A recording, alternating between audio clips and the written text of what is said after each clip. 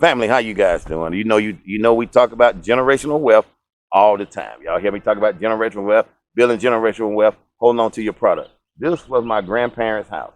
I grew up in this house right here. I have taken over this house and I'm fixing this house up, remodeling this house right now. So this is my generational wealth right here. We got a branch going around. I used to play in the branch. I'm gonna cut all this right here down. We're gonna have a raw iron fence going all the way around it with the rock so you can step over into the branch. I'm putting a fence coming down here with a gate, fence this whole yard in. So we just got finished tan and we go in the back. My granddad was a diesel mechanic.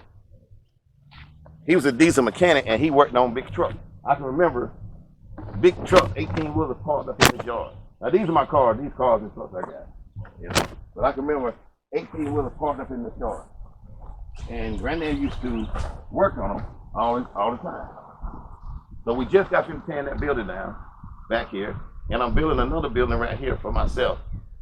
So eventually what will happen is I'm gonna build onto the back of this house and I'm gonna have the house gonna be extended to where it's gonna be a living area back here, like a living room, and then they're gonna go over into the branch with a deck. And then you got the water running through the branch over here. We can go now to show it. But if y'all can hear this, so many times I came back here and just listen at the water running off the rocks. I'm gonna cut these trees down. We'll build a deck here, so we can just sit down. We're gonna clean out all this right here and then watch the water. Goes all the way around the house.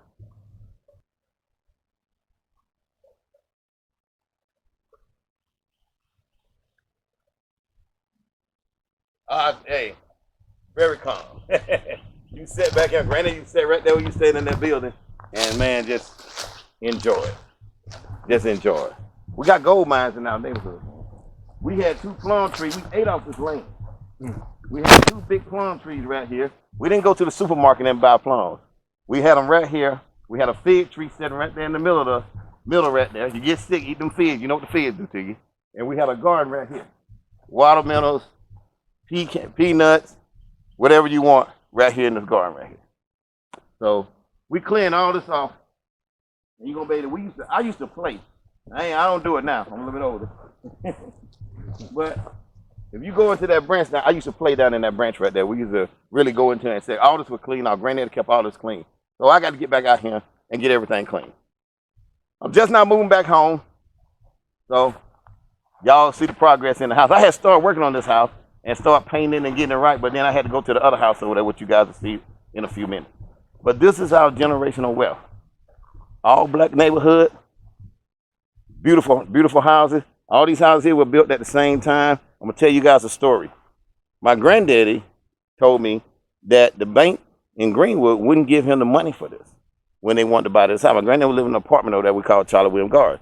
So he came over, he said, I want to put my family in a house. The bank wouldn't give him the money. He worked for this man called Mr. Satterfield. Satterfield Company. If y'all look it up, been around the Greenwood all their life, they're still in business. And granddad worked for him for 35 years. This is the power of knowing the right people. Granddaddy went back to work and said, and Mr. Satterfield came out and said, what's wrong? You down? He said, the bank wouldn't give me the money for the home that I want to buy. This home right here cost $10,000 when he bought it. And Mr. Satterfield said, go down to the Sumter Bank, the Bank of Sumter, South Carolina, and tell them I sent you.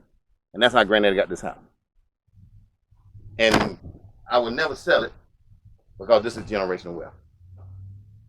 His house is paid for. We don't owe a dime.